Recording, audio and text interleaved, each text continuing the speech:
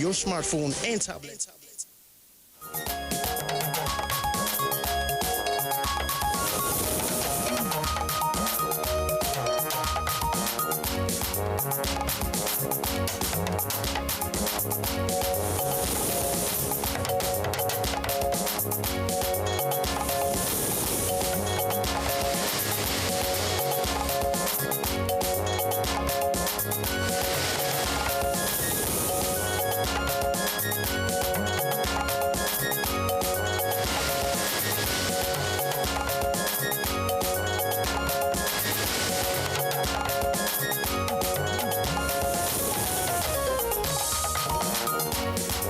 United Nations calls for new multilateralism to address global challenges.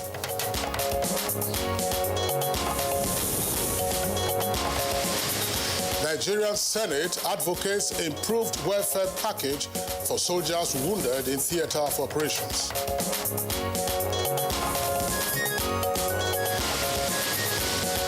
Federal government to review school resumption date as COVID-19 cases continue to rise in the country.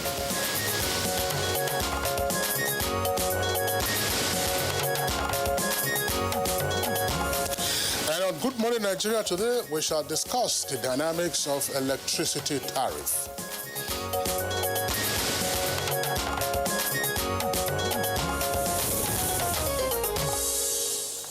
Now, it's certain that the provision of electricity supply all over the world usually attracts some fees depending on a number of factors, including the usage. Kingsley? That's right, Jumai. And for consumers who have meters, the electricity cost is usually based on certain parameters, including location of the customer, tariff class of the customer, and rate, as well as the quality of energy consumed per kilowatt. Although the tariff methodology varies according to climes, however, Nigeria was said to have determined its electricity tariffs initially based on a system of sculpting, with an emphasis placed on the achievement of closed reflective tariffs. Well, this has changed over time, as there are indications that the electricity regulatory body, that's NEC, namely the Nigerian Electricity Regulatory Commission, has already shifted from the desire of having a strictly cost-reflective tariff method to a service-reflective one. And with the takeoff of privatization of the private sector, the federal government issued a multi-year tariff order, MYTO, which spelled out the methodology for determining and reviewing tariffs based on assumptions on certain variables, including the inflation rates in Nigeria, exchange rate, gas prices, and available generation capacity to facilitate the transition and maintenance of cost-reflective tariffs. Now, according to the arrangement, the multi-year tariff order is to undergo biannual minor reviews, biannual meaning that's twice a year, and major reviews every 5 years, and where necessary, tariffs are to be adjusted to reflect any changes in the underlying assumptions. Now, in recent years, the electricity tariffs are being increased almost on a quarterly basis, and from 50% to, in some cases, 100% hike without recourse to economic situation of the country. Well, there are very many pertinent questions that arise. For instance, what is the legal framework for the regulation of electricity tariff, whether to increase or to decrease, assuming there is any such provision? And what percentage, of course, is there provided for? Now, should the increase be effected when there are no commensurate services being offered to consumers? And how justifiable is it to raise electricity tariff at this point in time? Now, these are some of the talking points we're going to have in our conversation segment on today's edition of Good Morning Nigeria, as we discuss the dynamics of electricity tariff in Nigeria. I'm Kingsley Osadolo, and I welcome you to the second edition of the program for the week. And I am Juma Yusuf. Welcome, joining my colleague Kingsley to welcome you to Good Morning Nigeria. We are live on the network service of the NTA. Our complimentary segments will follow in due course. But first, let's take the highlights of the news with Joseph Johnson. Good morning, Joseph. Jumai, good morning. Thanks for joining us. The United Nations has appealed for a new multilateralism to address global challenges. Secretary General of the organization, Antonio Guterres, made the plea during a virtual speech for the commemoration of the 75th anniversary of the first meeting of the UN General Assembly. The virtual event organized by the British government also focused on the need to reduce inequality and injustice.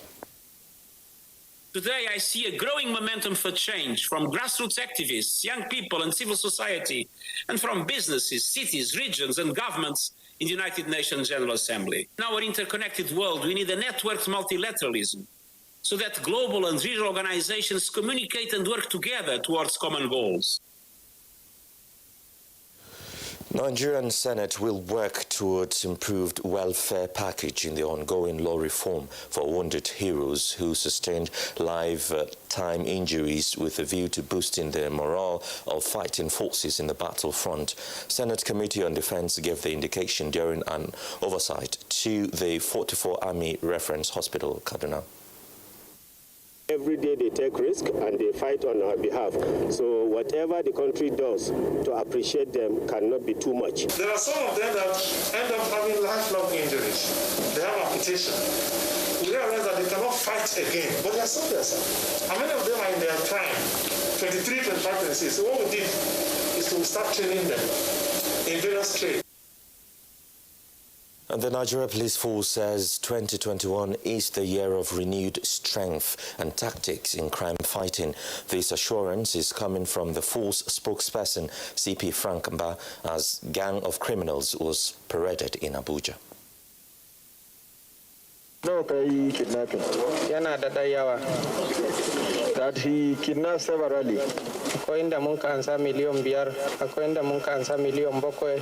Bugabargu took Mohammed, kidnapped Mohammed, and held him hostage until he paid a sum of 1.550. Investigations have equally shown clearly that there is a strong link between this gang and a major terror group. Vice President Yemi Osinbajo says the federal government, in partnership with the private sector, would continue to support innovation and intervention to boost the growth of small businesses across the country.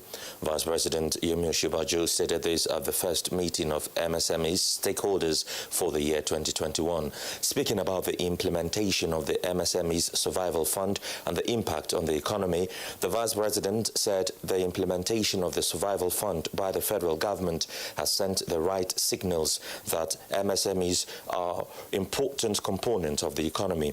Minister of State, Industry, Trade and Investment, Ambassador Mariam Katagum, said the implementation of the Survival Fund across different areas reduced the burden of the pandemic on businesses and that 300,000 business owners have benefited as at the end of year 2020.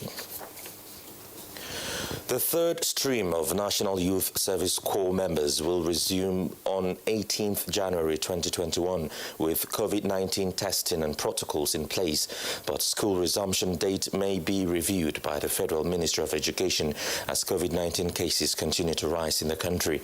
The Presidential Task Force on COVID-19 stated this at Monday's briefing in Abuja.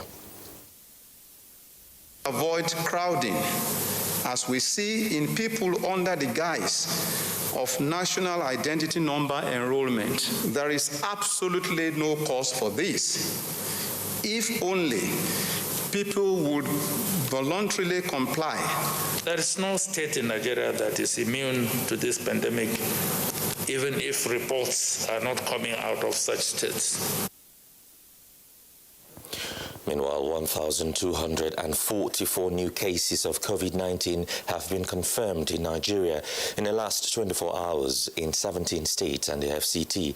In the new figures released by the NCDC, Lagos is still leading with 774 new infections, followed by the FCT with 125, then Plateau State with 102 cases. Others are 47 in Anambra, 46 in Ondo, 27 in Rivers, 18 in Edo, while Kaduna, Ogun, and Gombe states have 16 new cases each. Bauchi and Kanu have 11 cases each. Nasarawa 10, Akwa Ibom and Sokoto have 10 each. Borno 5, Ekiti 4, while Zamfara has 2.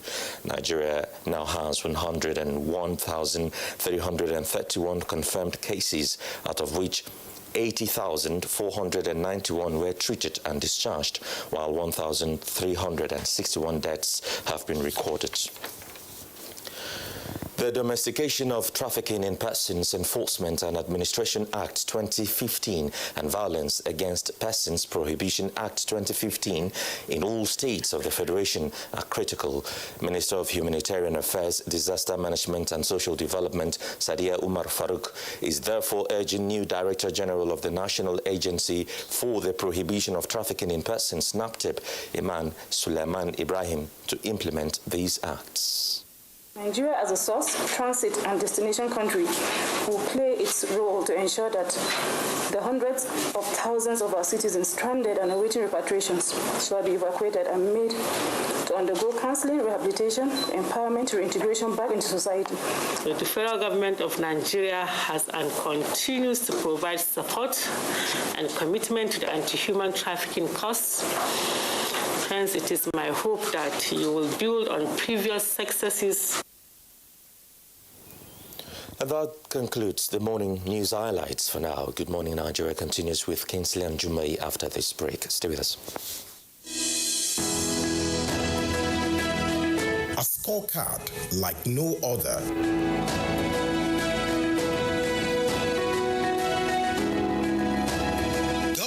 Put in place measures and initiatives principally targeted at youths, women, and the most vulnerable groups in our society.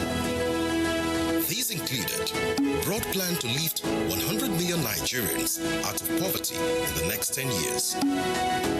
The creation of 75 billion naira National Youth Investment Fund to provide opportunities for the youths, and the Micro, Small and Medium Enterprises Survivor Fund, through which government is A. paying 3-month salaries of the staff of 100,000 micro, small and medium enterprises. B. paying for the registration of 250,000 businesses at the Corporate Affairs Commission. C. giving a grant of 30,000 naira to 100,000 artisans and guaranteeing market for the product of traders. These are in addition to many other initiatives such as farmer money, trader money, market money, N-Power, N-Tech, and N-Agro. These and more in spite of a recession and a global pandemic.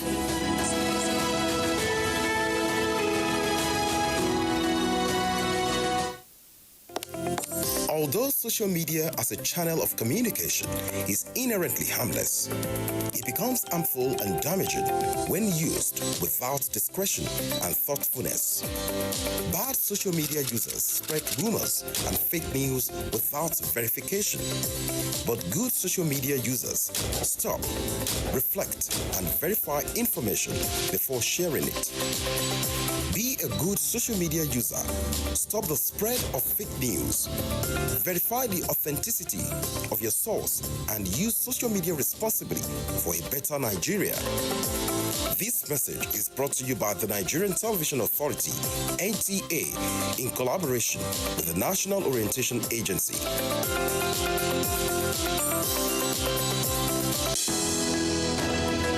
The Council of Our Fathers. My advice to these young people is please do not take us back to those harrowing days. You probably do not know what it is. Nigerian youths, let's build our nation together.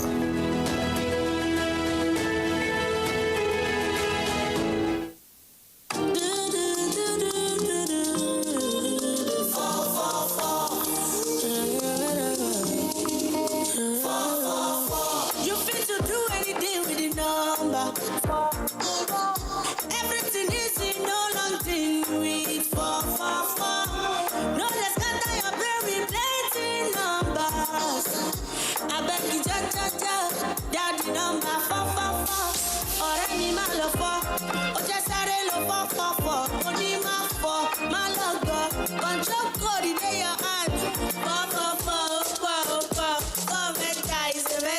for. You can charge for attention. You can subscribe for the time. Anywhere you did, whatever you do, you can use the number.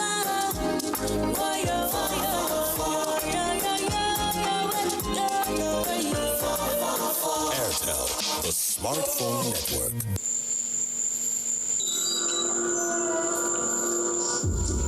Life can be very eventful. We curiously expect things to happen, even when we don't know what. Our human nature makes us like and repost lots of information. Some are unverified, inciting anger and hate. Sometimes innocently, other times the urge to break it first. This, in most cases, has caused destruction in many nations.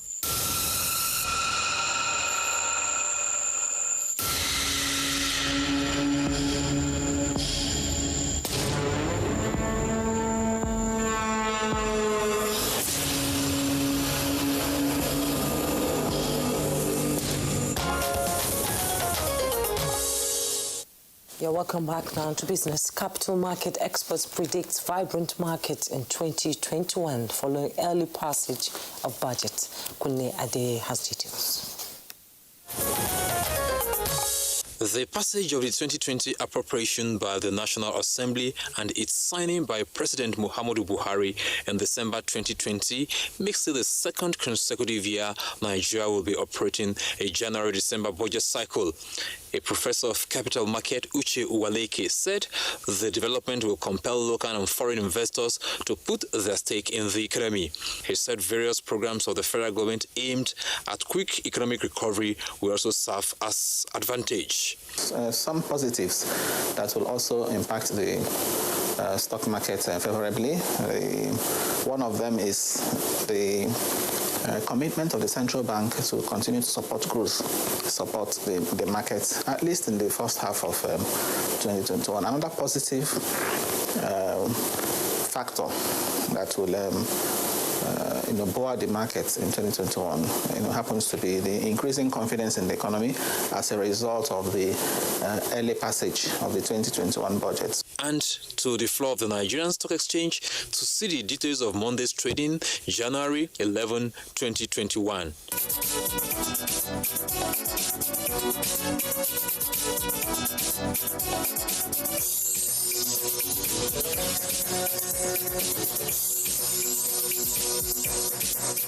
With business news, I'm Kunle Adeyeye. Many thanks, Kunle, for the business package. Coming up next is Newspaper Review.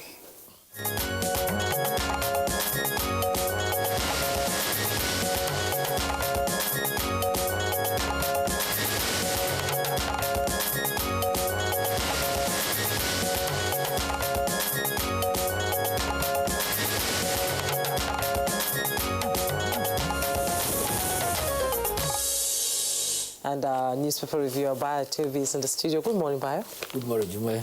Good morning, Kinsley. Good morning, Nigeria. Right, Bayo, good to see you. Thank you.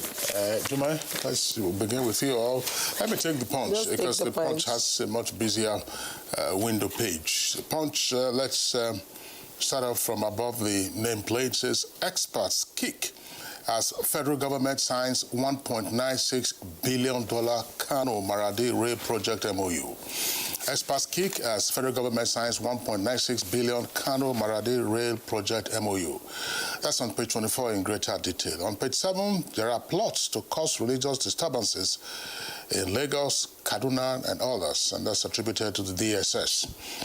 1,000 NDLEA cadets stranded as minister stops plateau orientation. That's also on page 7. On page 14, Okorocha canvasses new political alliance ahead 2023 polls. And there's an earpiece there beside the nameplate where you see the COVID-19 update focusing on Nigeria. Number of cases confirmed already in the country now, over 100,001. 80,000 have been discharged, and now we have 1,361 fatalities from coronavirus. Worldwide, over 1.9 million persons have died. And the lead story is also on coronavirus, says hospitals won't be able to handle serious COVID-19 cases soon. And that's according to the NCDC, with 3 riders. Federal government to extend curfew hours meets with governors. We are reviewing January 18th school resumption date. That's according to the minister. And government plans to release rapid test kits in Abuja next week. The photograph on the front page there says, with the caption, suspected kidnappers and armed robbers operating along the Abuja, Kaduna, Abuja, Nasarawa, and Abuja, Lokoja highways during their parade by the police in Abuja on Monday. Parent says 113 children missing as Kano recovers 5. Taraba says IGR worrisome, raises panel on revenue. Benue girl sets lover's house on fire and boyfriend severely burnt. Borno lists 1,163 school enrollees' parents for allowances. And friends suspect drug overdose as girl dies in Yobe Government Lodge. Adoke tested positive for COVID-19, head back in UAE, as according to his counsel. Yeah, and now let's go to the Daily Trust newspaper just below the masthead. We are deploying you all to Sambisa Forest, Brote tells new recruits. That's details on page 4. Discourse install only 525,000 meters in 2 years. You can find details on page 19. Lagos Ibadan Rail COVID-19 sacks 70% of workers. That's on page 20. And then we now see the bold headlines there as Nigeria's COVID-19 cases hit 100,000 plus. We are running out of treatment facilities, federal government cries out. With riders, says health workers may be forced to take tough decisions. Mows another lockdown. Reviewing January 18 school resumption dates and to release rapid test kits in Abuja.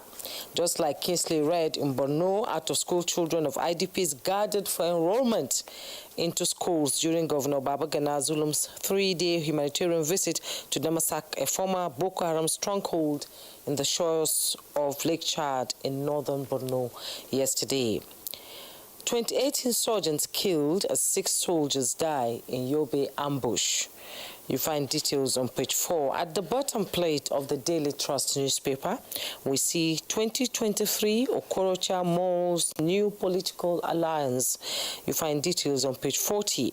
Federal government signs 744.4 billion Naira billion pact for Kano Maradi rail line. Details on page 21. Buhari orders mourn as Kontagora dies at 65. You find details on page 6.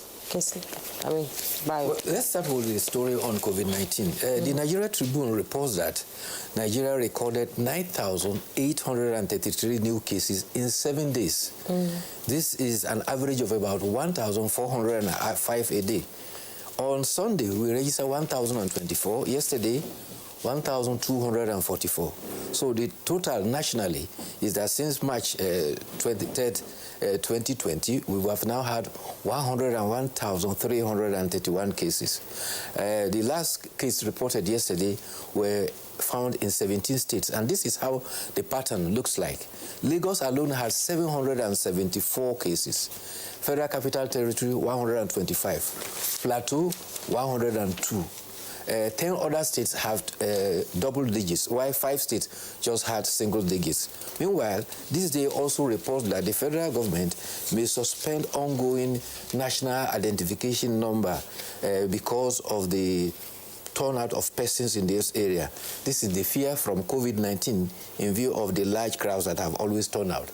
Lagos, Ibadan, Abuja, Kaduna trade may also be shut down due to COVID-19. The paper indicates that if passengers are found to be COVID-19 positive, they will leave no alternative than to shut it down. The National Center for Disease Control has highlighted the idea of launching rapid test kits anytime from now, in fact from next week. You will recall that Kogi State was the first to identify these rapid test kits. And at that point in time, Nigeria Center for Disease Control said they were not reliable because of their inability to determine the PCR level. I don't know whether we now have a modified version of the rapid test kit. And one must also not ignore Kogi State. No. Up to date, if you look at the Nigeria Center for Disease Control table, yes. Kogi has a record of only 5 cases. Yes. In fact, Kogi State has disputed those 5 cases. What is Kogi State doing right that all of us are not doing? So we need, there are lessons to be learned. Is Kogi State cooperating with the NCDC for testing purposes? Yes. Well, if they are not cooperating and they are not testing, COVID-19 is not something you can hide. By the time the casualties come, the figures will be there. Yeah, and there have been casualties in Kogi.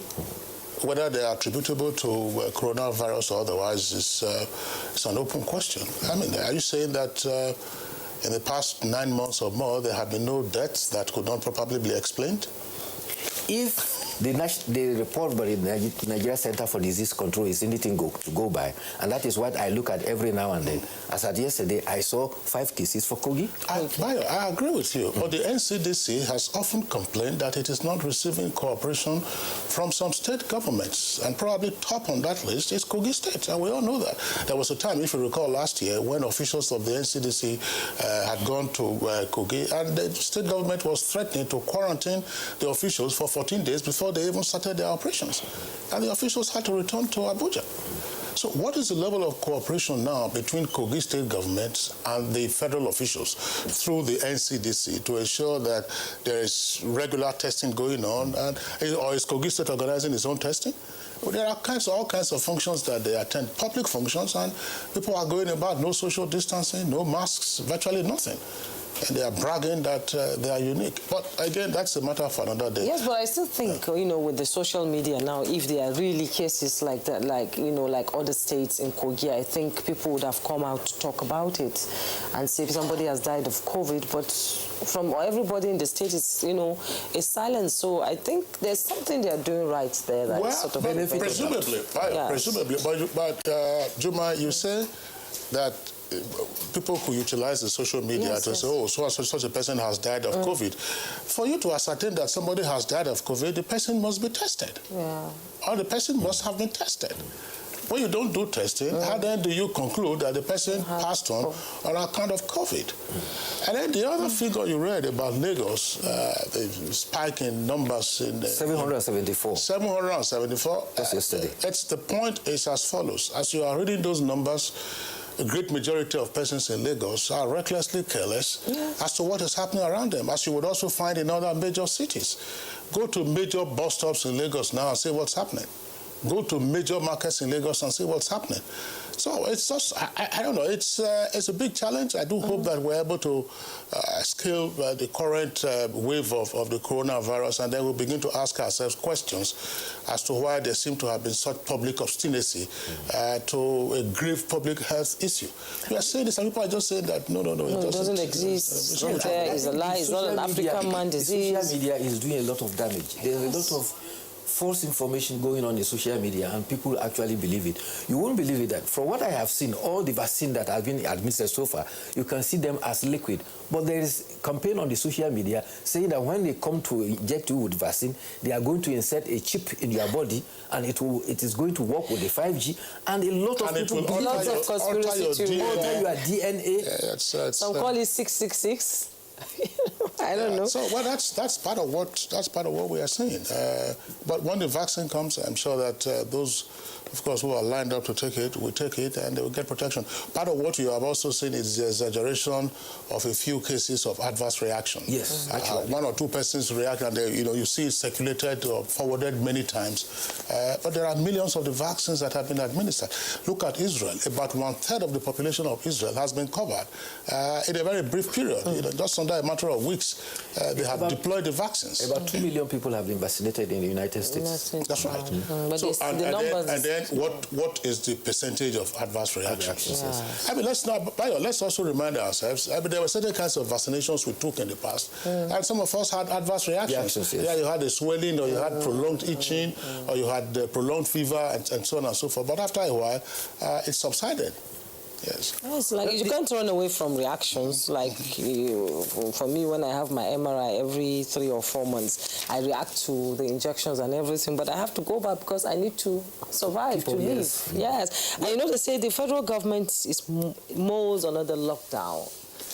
Well, again, the alarm has been there since the Presidential Task Force has consistently emphasized. In fact, they identified FCT as having the highest test percentage, which is about over 3-point-something%. Lagos is also compliant. Apart from Lagos FCT, I think there's only one other state that has met that basic standard of about 1.5%. Many of them are far below. So if we are not testing enough and there is a second wave imminent, then it means there's a danger, particularly that there is a second variant, although there has not been any report of identifying the second variant in Nigeria, but it's already ravaging around the world. And that is why the alarm bell must begin to ring. In fact, the Minister of Education has now explained that the January 18th resumption day for universities is not sacrosanct, because it was only a target date. But with the increasing numbers now, they are now forced to go back and probably look at the situation again.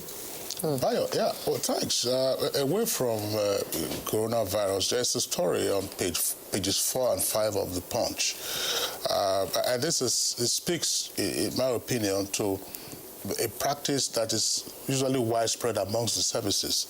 And the headline is as follows. You might not be able to upload that on the screen. It says, community kicks as retired DIG, that's retired Deputy Inspector General of Police, occupies DPO's lodge for 20 years.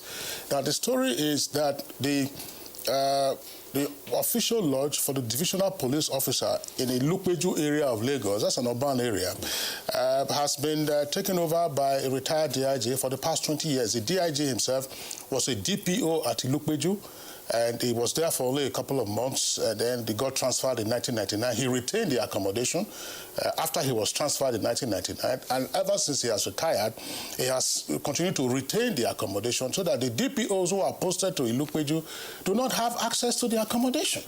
Now, it is even been said that the accommodation is being occupied by a lady at the moment. So this is part of what you find. Officers, yes, there's impunity is one, but it's also the case that officers often tend to have a base. Maybe you are based in Lagos for a number of years or in Maiduguri for a number of years, and you get transferred. You don't want your family to be dislocated, and because of your seniority, you are privileged to retain your original accommodation while you get another accommodation. But for goodness sake, I mean, even after retirement? Even after retirement, why continue to hold on to it? And even after you have been elevated. So why continue to hold on to the accommodation of a DPO? And this is part of what we just find that is ongoing, and you know, the Lagos State Commissioner of Police said they have tried to reach him. The AIG Zone 2 said they have tried to reach him. Just what is this? I mean, get a quick notice and then execute it on the property. Yes, that's right. Yes. Well, the Department of State Services has raised alarm. There are threats about religious violence, and the target is all the 36 states of the Federation. Particularly, Dr. Peter Afunaya, the spokesman for DSS, said that the target states include Sokoto, Kano, Kaduna. The others are Rivers, Oyo, Lagos, and the Southeast. The plot is to cause, first, interreligious conflicts. Secondly, to raise alarm about intended attack on some worshippers, worship places, religious leaders, and also some other key vulnerable persons. The DSS said is working with the sister agencies to stem it, but they have, however, warned the members of the public to look out so that if you see anything, say something so that we can all protect ourselves from that impending danger. Okay, Bayo, we're running out of time now. I don't know, you want to take the editorial. Yes. There's some curiosity that I've always had. And there seems now to have been some answer on account of the photograph that is on the front page of the Punch newspaper. Okay. That photograph shows the armed robbers and kidnappers who were paraded in Abuja. They had been operating around the Abuja, Kaduna highway, somewhere in Nasarawa, and also Abuja and Lokoja. Now, we also heard one of the stories on our bulletin, and this is the curiosity. Sometimes I always wonder, this was before the rise of kidnapping and so on and so forth. Say armed robbers. So armed robbers, say they snatch a vehicle or snatch some money, and while getting away, they run into another gang of robbers who do not know them. How do you resolve that? Clash of the Titans. Robber versus robber. Yeah, but I have never heard of reports of that, of such a clash. But this report is saying, as we also had in our bulletin, that kidnappers themselves also do get to be kidnapped, and they pay ransom to be released. Kidnappers had a fight between them in Kaduna recently. They killed each other. That's but to say fighting over the spoils. That is fighting over the spoils of their kidnapping. That's to say that, look, a kidnapper himself walks into or gets to be kidnapped by other kidnappers, and you have to pay ransom to be released. It's a curious web of criminality that one has to. There are no rules and order in the criminal world. No, there are. By organized crime, there are rules. We can't take the editorial now. We've run out of time. Thank you so much, Bayo, for coming this morning. Thank you, too. We'll take a break right now. When we return, our conversation will begin. The counsel of our fathers.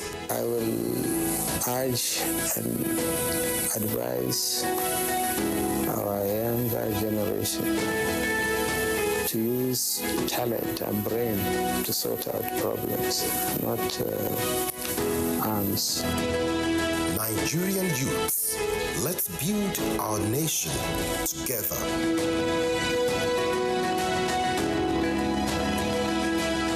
Nigerian youths are about the greatest assets the country has at the moment. It is therefore not surprising that the administration of President Muhammadu Buhari is strategically responding to the yearnings of the youth through multiple projects and programs. Youth entrepreneurship support years by Bank of Industry, the Youth Investment Fund by the CBN, and several other conditional cash transfer programs. Recruitment of 774,000 social workers, majority of whom are youth, and so many other projects that are beneficial to youths directly or indirectly. If the administration can do all this, definitely with a degree of patience and time, it can achieve more. Nigerian youths must come together to say no to terrorism, no to vandalism, and no to all disruptive tendencies. Hashtag Youth for Greater Nigeria. Pacifying the youths, unifying the nation. These days, people get their news and information from more media sources than ever before. Some of the news and information given are fake, unverified, doctored, and manufactured to create confusion, stir disaffection, and cause disunity. Before you believe or share any news, ask yourself, is this real? Is it from a credible source? Is it verified or verifiable? Fake news is dangerous, whether you do it for fun or for political gains. Real people can get hurt. Fake news, don't create it, don't spread it. This is a public service announcement from NTA. Dear customer, link your Airtel number to your national identification number today. Here are easy ways you can do it. Dial *121*1# on your Airtel line and follow the prompts on the screen. Type in your 11-digit government-approved NIN number. You will receive a confirmation message to confirm your entry. You can also visit www.airtel.com.ng/NIN to link your phone number to your NIN. If you do not know your NIN, simply dial *346# to get it. No stress, no wahala. Airtel, the smartphone network. Do you know that 35% of every girl child and women are raped on a daily basis? Some are killed in the process, some take their lives in shame, others remain emotionally dead for life. It is sad. This culture is not ours, definitely not African. How did we allow bad culture to infiltrate and take over? Even if you lack fear for the law, what of fear of God? And you, why do you cover up rape acts when it happens? Remember, a problem shared is a problem half solved. Never cover any rape act because a rapist is a murderer. It could be you or your loved ones next. Women must be treated like the prize gem they are. Say no to rape.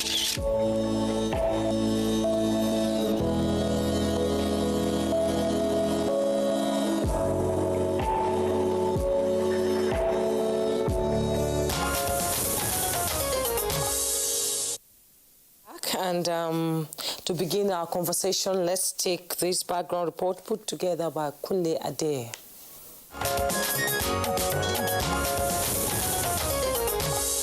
The Nigeria Electricity Regulatory Commission is the agency responsible for electricity tariff in the country.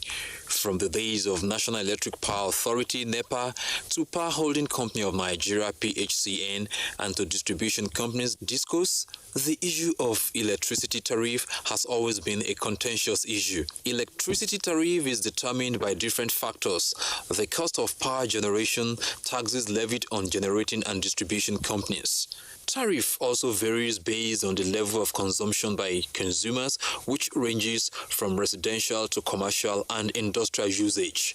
Electricity tariffs are designed to non-cost reflective, where investors would initially undercover on their investments, which are eventually expected to rise to a cost-reflective level that will result in investors over-recovering on their investments in the power sector and reaping substantial profits necessary to encourage competition and investment in the power sector. Another guiding principle in Nigeria's electricity tariff is the multi-year tariff order. The MITO clearly spells out the methodology for determining and reviewing tariffs based on assumptions and certain variables, including inflation rates. However, over the years, the review of electricity tariff in Nigeria seemed to be arbitrary. In September 2020, electricity tariff in the country was increased. As the dust of that was still settling, early in 2021, the Nigeria Electricity Regulatory Commission introduced another tariff, which was, however, reversed. Nigeria are not enjoying anything light because, in fact, where I stay, for the past 1 week, there have been no light. They'll bring it, and within the tickle of an eye, it goes back. So I see no reasons why electricity tariff should be increased. This is not really the right time because since last year, throughout last year, we were on lockdown. There was no activity in anywhere. So increasing the tariff now, I think it's not really the best time to do it. Some questions to be answered are: at what interval should electricity tariff be reviewed? What are the determinants that will necessitate the review? Guests on Good Morning Nigeria will address these issues in a moment.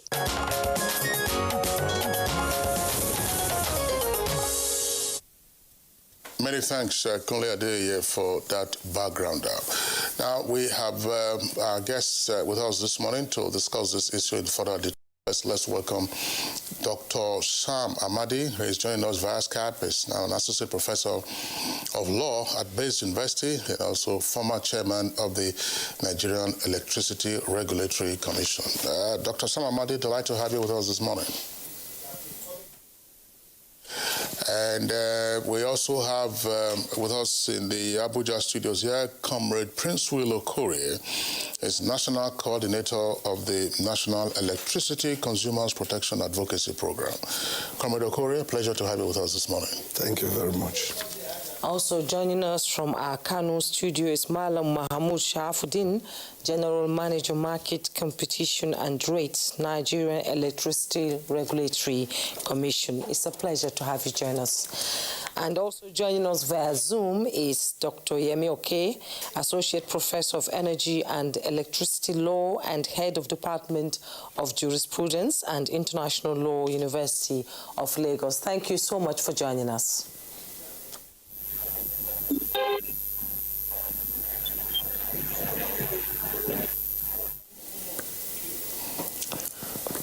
All right. We hope that our Zoom connections will work just fine. But let's begin this conversation from our Kano Network Center, where Jumai just introduced Malam Mahmoud Shafuddin. Malam Mahmoud, our reporter in the background gave an indication as to how electricity rates or tariffs are usually fixed. And this is something that we have got to know much more closely now since the deregulation and privatization of the power sector. Yes, past this did not appear to have been an issue, but of course you're also aware that until the federal government through the Minister of Power stepped in to stop the latest hike in the electricity tariff, however it was described, whether it was a little raise or otherwise, Nigerians were already grumbling that this was just another tariff increase that was unnecessary. But just give us an indication. Why is it that all we hear mostly is increase in electricity tariff rather than increase in the quality and quantity of power supply?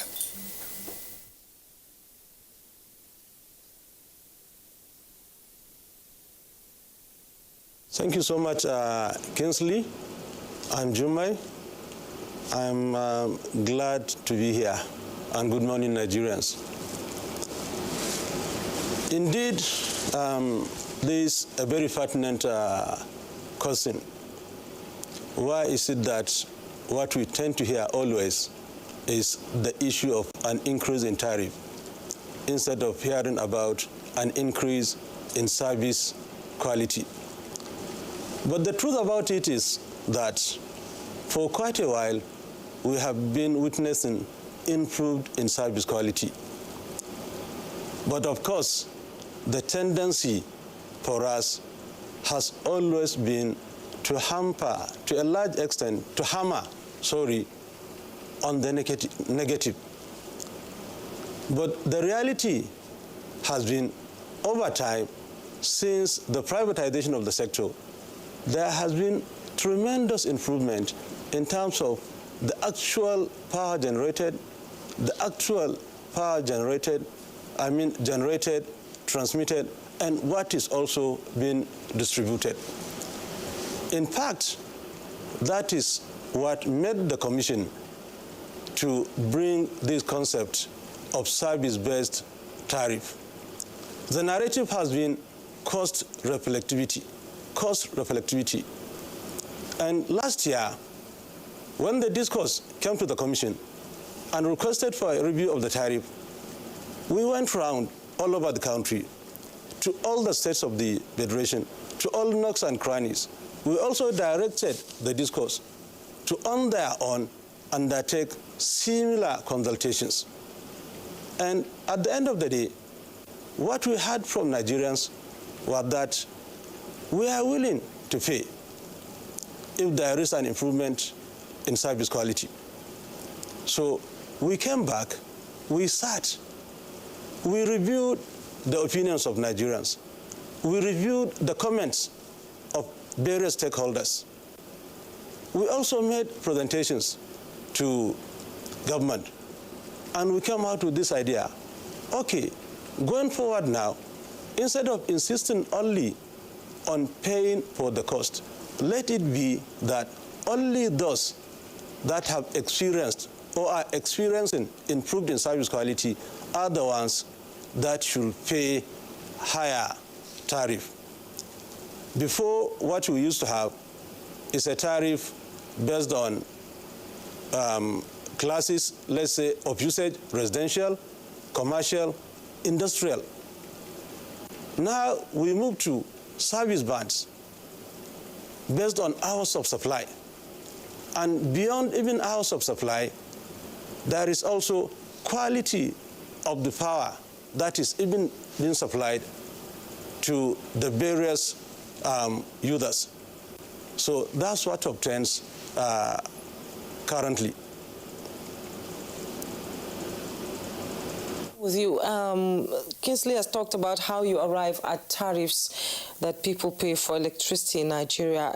Can you help us to evaluate the methodology used in arriving at that?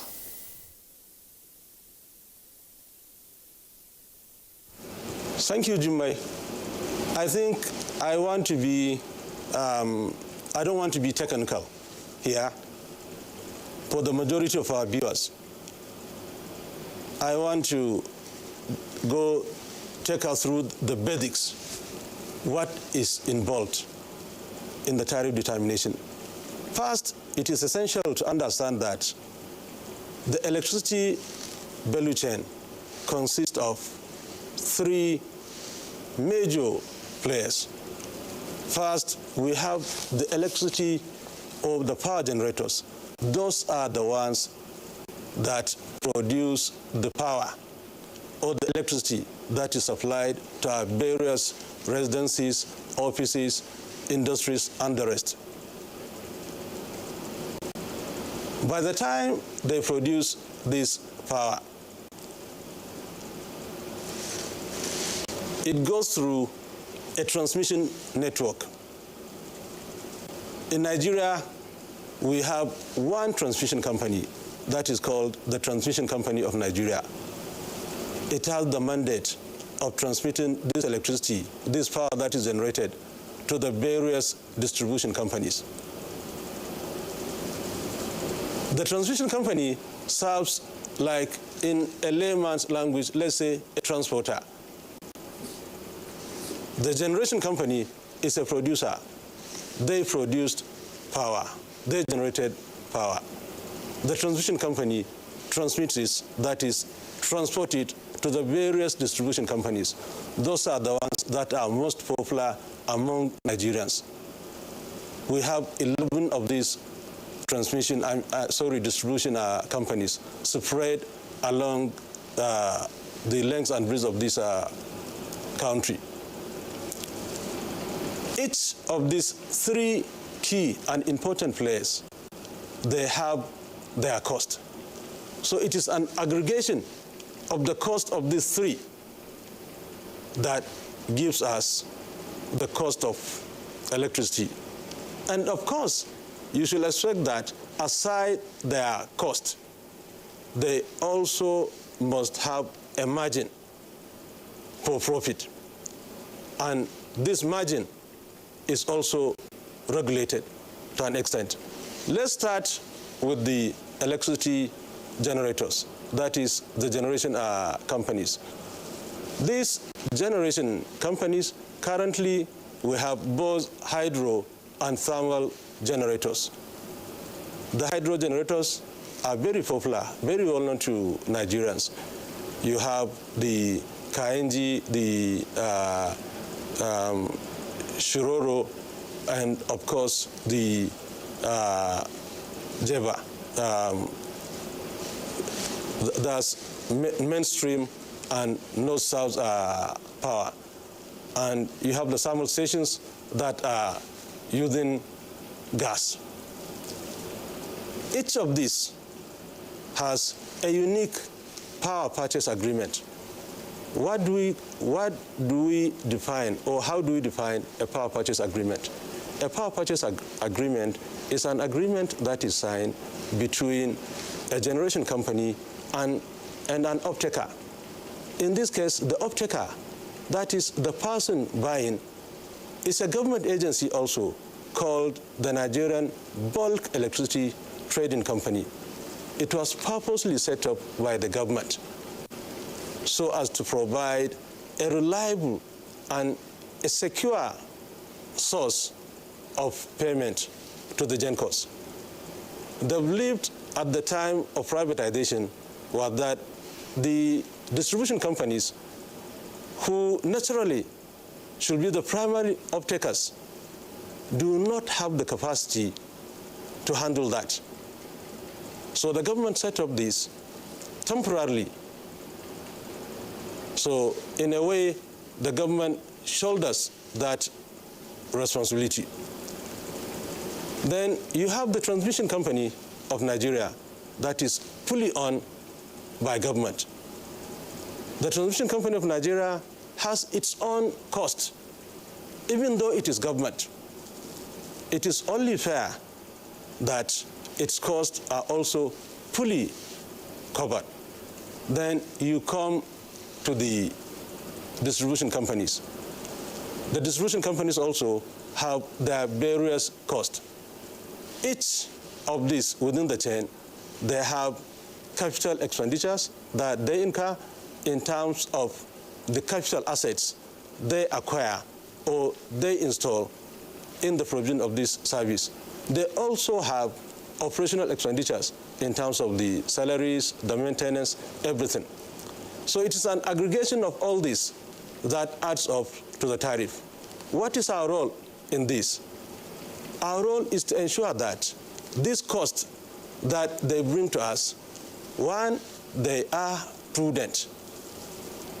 They must pass the prudency test. That most of these assets that they put in are also useful or used unuseful. You just don't come and claim that, let's say, for Transmission Company of Nigeria, because they have long transmission lines spread across the country, they even have helicopters that they use in monitoring these lines.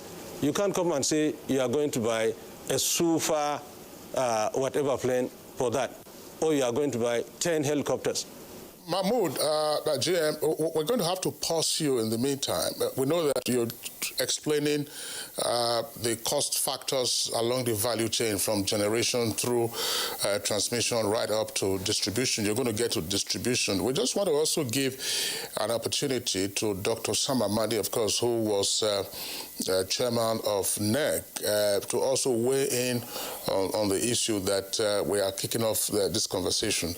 Namely, Dr. Sam Amadi, a question I asked earlier was, why is it that the major conversation that we've had over the past 15 years or more since the ESPR came into being has been the question of tariff and matters that are related to all that. I'm not asking us to return to the days of NEPA, but apart from the crazy bills and inadequate power supply, tariff didn't seem to be an issue. And at some point, if you recall, when NEPA started supplying meters, that's to say prepaid meters, the question of crazy bills actually came down. So if you had power, of course, you paid your bill. If you didn't have power, your meter wouldn't run. But just the sheer agony of electricity consumers has tended to persist.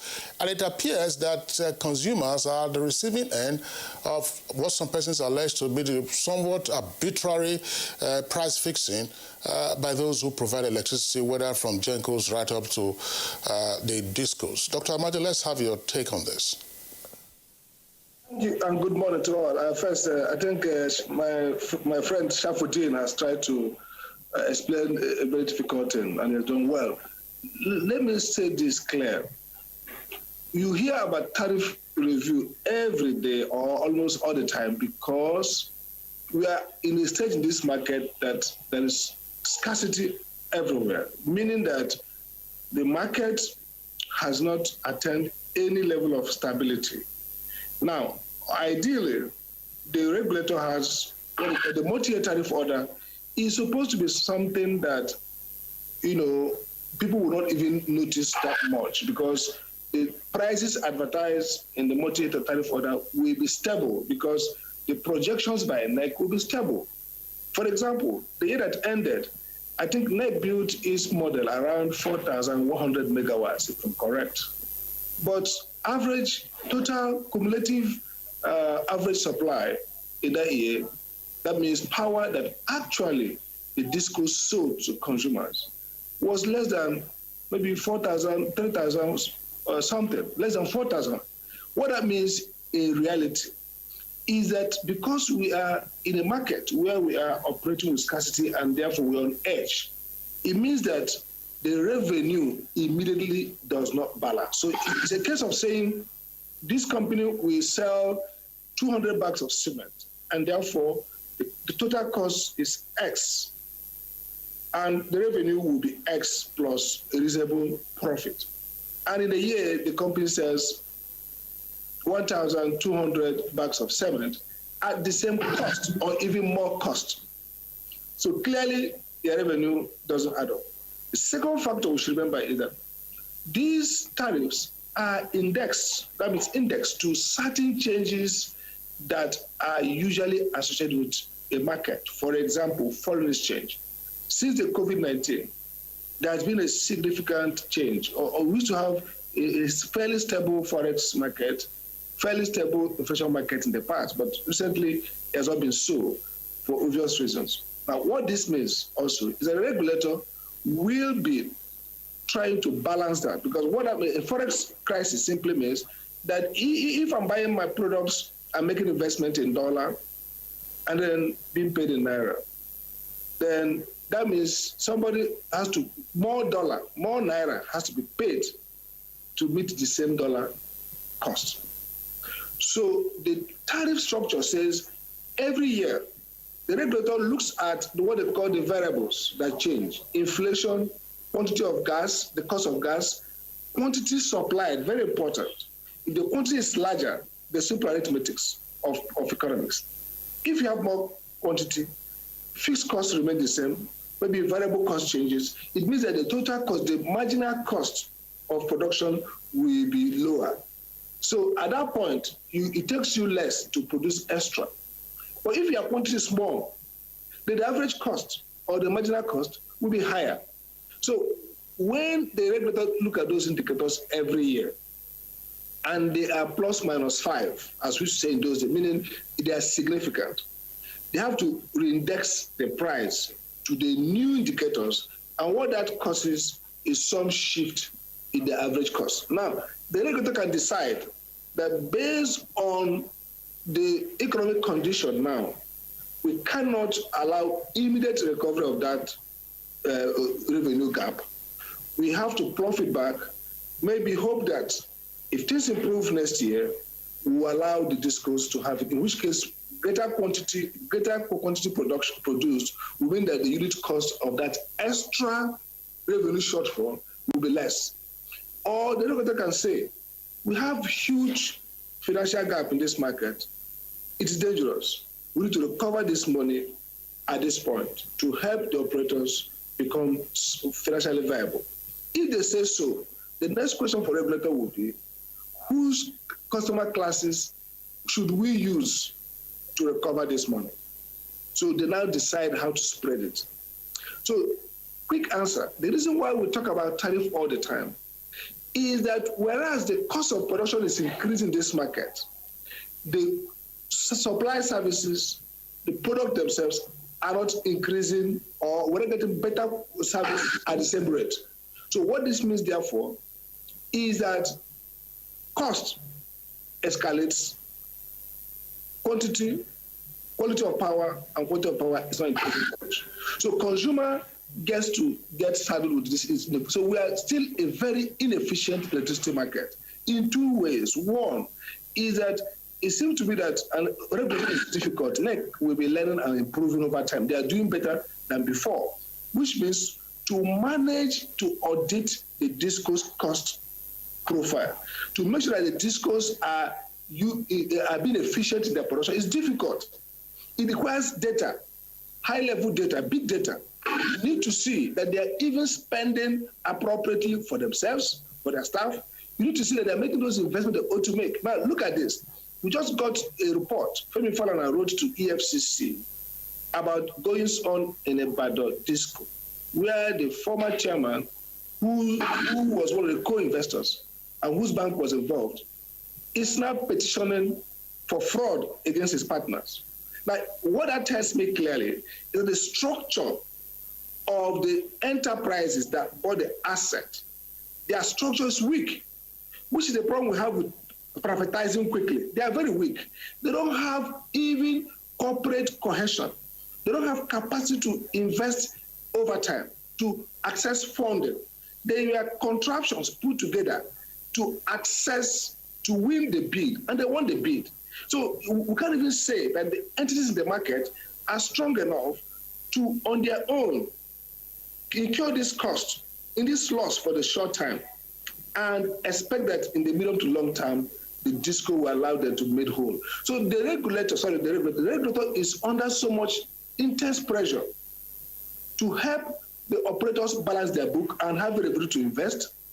Under intense pressure, looking at consumers who are not getting the services that they ought to get, and who are being asked to spend more of their income at the time of poverty, at the time of, because of nobody's fault, COVID-19, revenue from government, revenue from households are shrinking. And so it's a difficult tightrope that the regulator walks. So the problem is that consumers are getting increases more regular than they're getting visible improvement. It is true that some places have improved. They have moved some people to a higher bandwidth. I understand that part of what NEC did was that the DISCOs moved those who are receiving like 10 hours to 15 hours of power with an assurance that they pay more, they get more value. The question will now be, can we be sure that the DISCOs will deliver on those commitments? And so it's simple to understand it basic. The consumer interest people will have an issue, because why should the consumers be the ones who will pay for inefficiency? Two people can pay for it, or three. One, government pays by subsidy. Government cannot subsidize anymore because of financial crisis and because it affects investment, it affects the economic outlook, or the outlook of the economy. Two, operators, they have to look for money, borrow money, invest, and hopefully 5 to 3 years, they'll be able to, as they improve services, improve consumer value, they improve the tendency for consumers to pay more, and then the prices can come up. And by the way, when the power supply improves very much, the prices start coming down because those costs, those inefficient costs have been eliminated.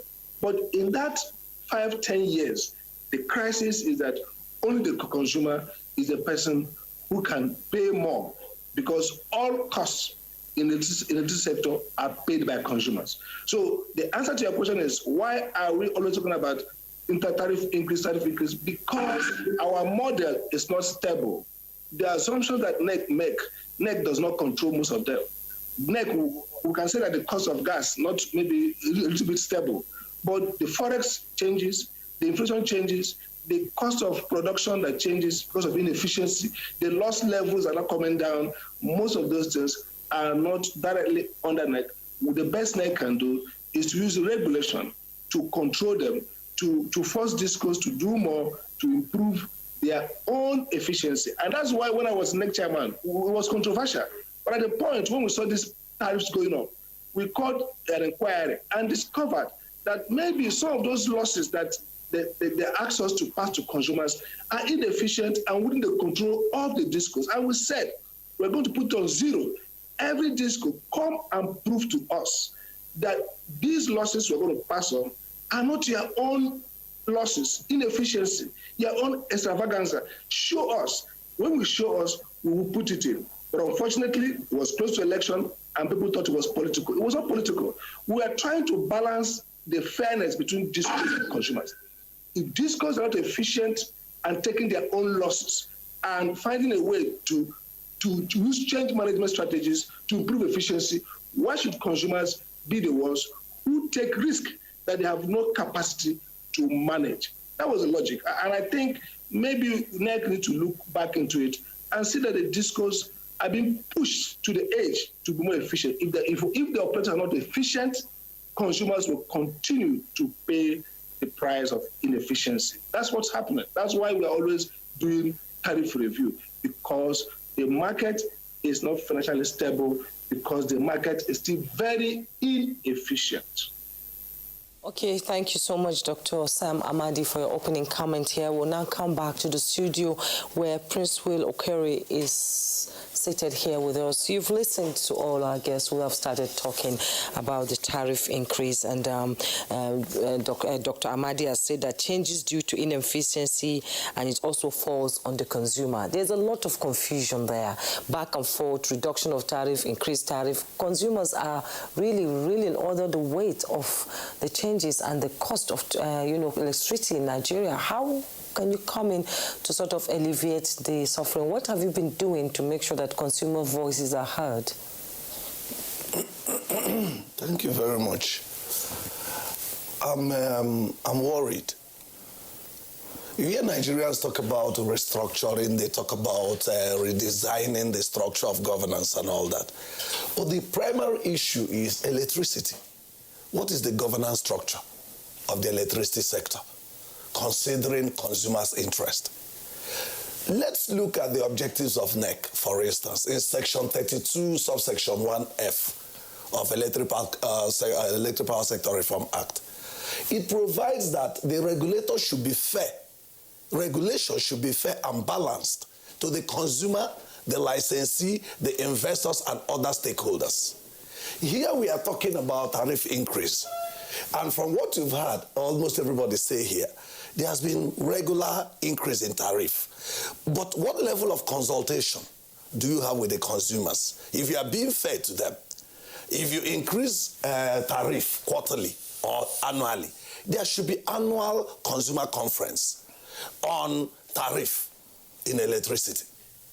Now, permit me, because to some extent, there is need to look at what are the objectives of NEC, for instance. Where regulator begins to disregard the law that set them up. For instance, failure to do nationwide consultation and data generation on tariff. When you talk about cost-reflective tariff, how many states have you consulted, for instance? To what extent has the discos obeyed the performance agreement they signed at the beginning? What is the role of the states, where the citizens that pay the bulk of the money and the local governments that pay the bulk of the money, where is their position in the electricity governance structure? Now, what has happened is that NEC really takes advantage of the consumers. As we speak today, network expansion is funded by consumers. There are communities that are spending billions of naira on electricity. It is not recorded anywhere in government books. But if World Bank give Nigeria $1 billion, it will be celebrated that they have given loan. And Nigeria will be enslaved to pay back that money. But Nigerian citizens are contributing their hard-earned money to buy wire, buy pole, buy transformer, do everything for this electricity to work. And the disco relaxes. Have they mentioned how much federal government has given to these discos to borrow and put into this sector in order to make it work? Where is the result that you've generated? Now, when you talk about tariff not being reflective, is it based on the assumption you've done in Abuja? Or is it based on the assumption you've done in places like Kotangora, like places in Imo, Abia, Lagos State, Ogun State? Where are the reports from those areas as regards how much they pay? Have you considered the estimated billing? Remember ab initio, the transformers in underestimated billing methodology. The transformers were supposed to have meters that will check how much energy that is supplied from where you will now do the estimation. But most transformers never had meters. And the regulator was there watching. Why is the regulator only interested in tariff increase and not in monitoring the discos to obey the regulations? Because if you look at the objectives in Section 31 that I mentioned, most of the issues there are not just tariff increase. You're talking about providing electricity and making sure it is available to the people. You're talking about fixing tariff that is commensurate, that the investor can recover his cost, and as well provide access, provide electricity to the consumers. Here the consumer doesn't have the electricity. Here the consumer is funding electricity provision. Here the consumer is... There are some states where communities have funded electricity provision. If you build a house there, it happens in many communities in Imo now. If you build a house there and you want to connect to electricity, as an individual, you may pay almost 300,000 to the community before you can connect to the electricity. Meanwhile, this is government service. Nobody talks about it. In some communities, individuals pay as much as 1 million naira for them to connect to electricity. And the DISCO doesn't care. The regulator doesn't care. Where are the evaluation reports? Like, can the regulator provide evaluation report for 2020 on the state of consumers in terms of electricity supply or governance that will now reflect that what they are saying now. Because what we hear here are just technical languages. You're talking about the cost you spend in dollar, the gas you spend. But what we are talking about is how many consumers do we have in Nigeria? Where is the evaluation report? How much you have been paid on estimation?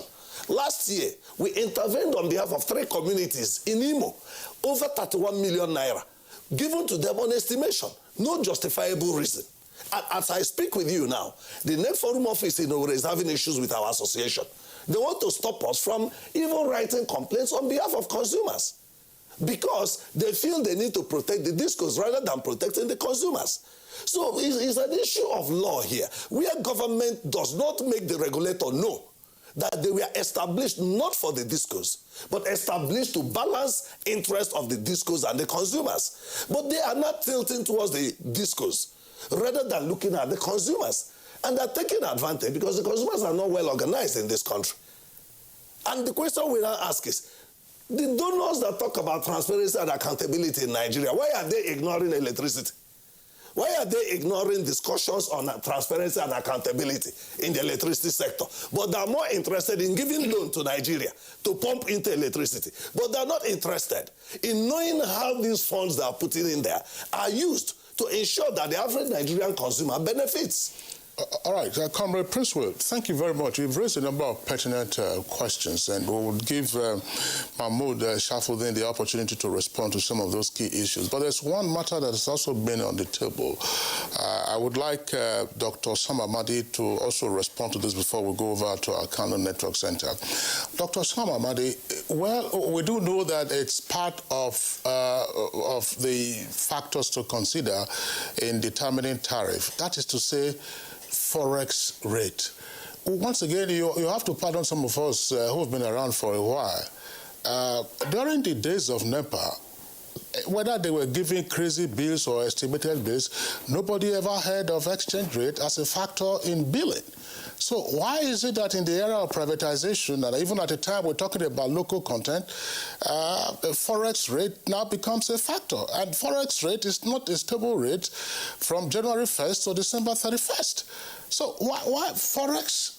It's like, you had the orange seller telling you that, Forex rate has gone up, so my price of orange will also go up because the tray I used to sell the orange, is imported. What is the role of Forex, as a factor in determining electricity tariff? When, as I said, during NEPA, nobody ever heard of Forex rate.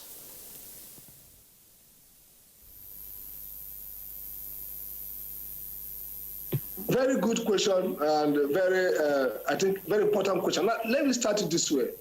A few days ago, I used to buy water, sewer water in carton. So I said, and then it used to be 1.5, it's now 1.6, it's 1.7.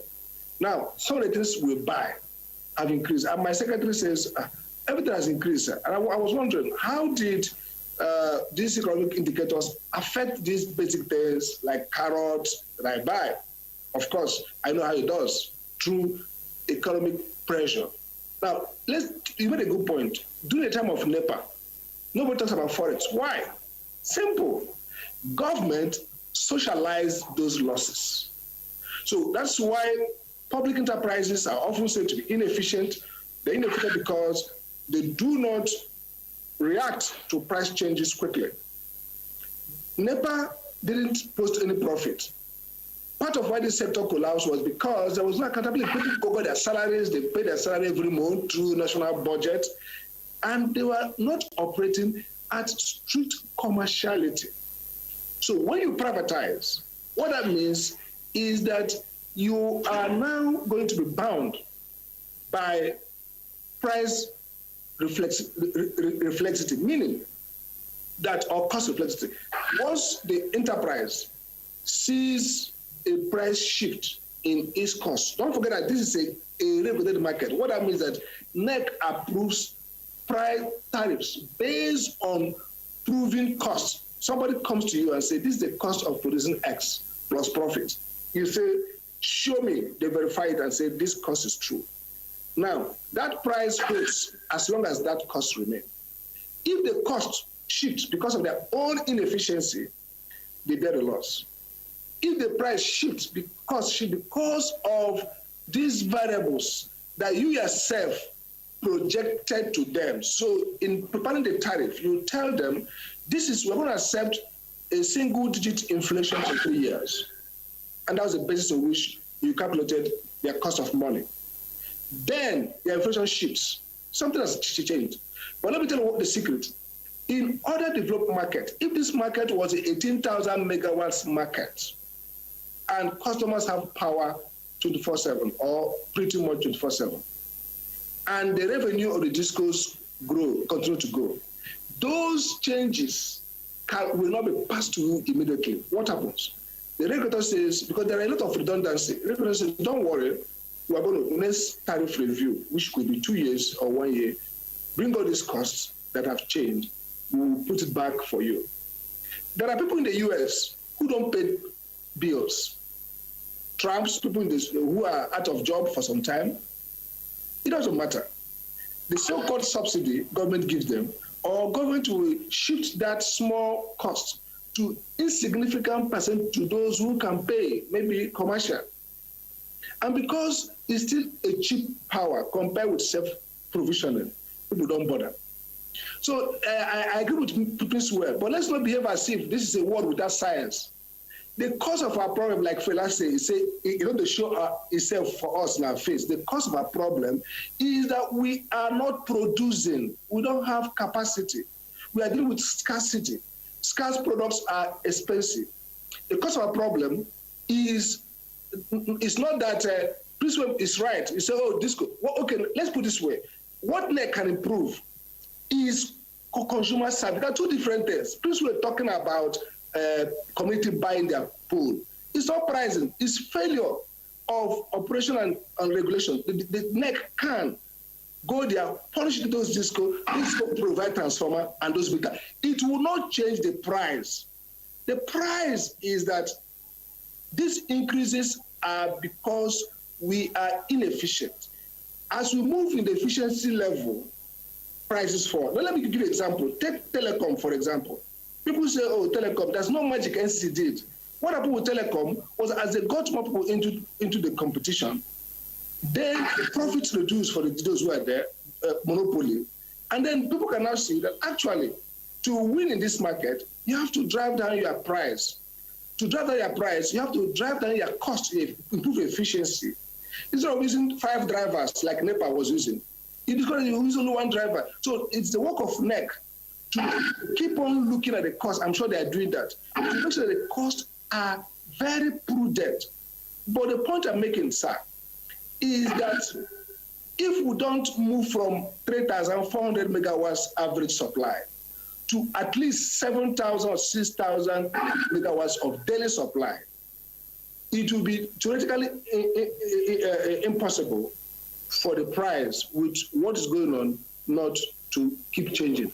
Should it change twice a year? Maybe not. For example, NEC could have offloaded all those prices at once. And so the price increases, maybe the minor review this year, they will profit back. They can do that, but it depends on the condition they face. The regulation is about knowledge and science. It's not about passion alone. I want to change things. You have to look at because the error can collapse the economy. Not just the discos, but the entire economy. If there's loss of production, it affects 40% of the economy is based on cost, is based on power. So the point is that under the old NEPA, somebody was absorbing these losses. Federal government of Nigeria, paying budget, paying for cost, consumers were not paying for power. Under this new arrangement, somebody will bear the cost, consumer. But like we said, fair regulation means that the regulator makes sure that no inefficient cost falls on consumer. That means intense regulation. I'm of the view that the federal government should not allow states create regulators to deal with consumer affairs only. Like in the US, the FAC, which is like NEC, regulates transmission network, regulates interstate, but state PCUs regulate consumer issues and other the discourse. So we might have a sense we are states that are closer to the consumers people like please with them can use the local government and state and make sure that based on next approved tariff, next approved standards, somebody at the local level is monitoring behavior of discos. When we are there, we try to open zonal offices across the country because we knew that intense with poor information, with the behavior of companies wanting to exploit consumer, it is a human behavior. That's why I have regulation. No company, every company would like to exploit consumer. For example, today, look at the way the IT industry are making a lot of money because of COVID pandemic. The state has to regulate. If you allow them, they will gorge us. We saw data. If you buy data today, it doesn't last 2 hours. It's finished. Because it's a tendency, that's what we study in economics and competition law, that regulated corporations will like to cheat. What stops them from cheating is a strong regulator. So this idea of crying over spilled milk, they're going to cheat you if they can afford it.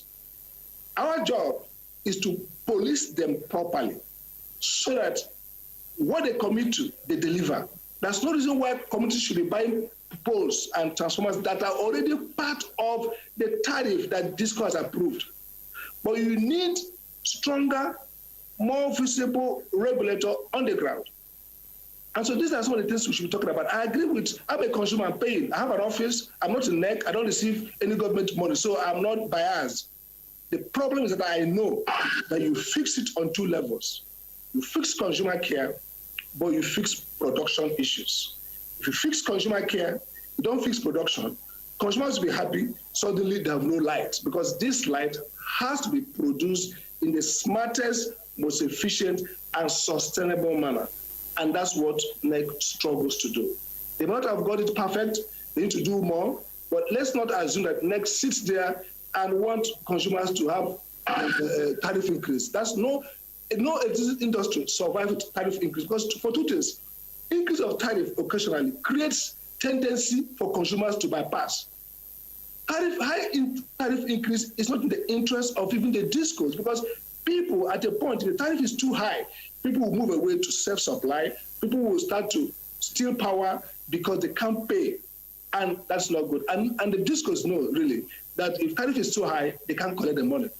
In fact, that's why if you do a review, research, you discover that when tariff increases too much, it does not follow with better revenue. Sometimes you discover that the revenue gap still remains because there's greater theft of power, greater bypass, and greater debts, unwillingness to pay. People disconnect, they buy generator and just manage, generally move along. So I think we have to have a conversation that converges 2 points. Consumer care, we can do it immediately. And two things, NEC has to be more on the ground. Perhaps state governments should set up consumer care centers and regulators that deal with consumer based on what NEC has already regulated, so that there's somebody boots on the ground policing disco behavior. Because that behavior, even with the scarcity, discos can improve their performance. And the second part of the formula is improving production efficiency so that with more quantity, average and marginal cost will be lower. Okay, thank you so much, Dr. Sam Amadi. Fix consumer care and increase production level. We'll take a break right now. When we return, our conversation on electricity tariff will continue. Don't go away. A new edition of TV Guide is out with special focus on the game changer, His Excellency Governor Abdullahi Sule of Nasarawa State. Broadcasting in a digital economy, Maxwell Loco gives an insight. This edition also features Nancy Naji of AIT, a name synonymous with business. Meet the NCDC boss, Dr. Chikwe Ihekweazu. TV Guide, your indispensable companion, also x-rays the relevance of social media in the modern society. Meet some TV professionals who have impacted their spaces and other inspiring stories in sports, entertainment, and lots more. Grab a copy at the vendor near you or NTA stations nationwide. TV Guide, your indispensable companion.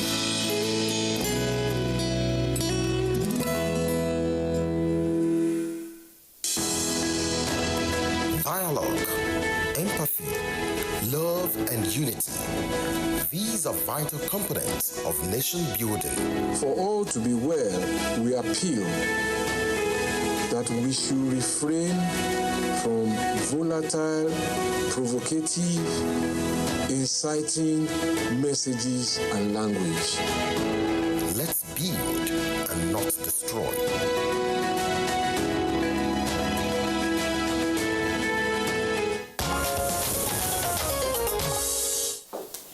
You're welcome back, and we're still on electricity tariff. Now let's come back to the studio where Prince Will Okore is sitting. You know, it's frustrating, I can see.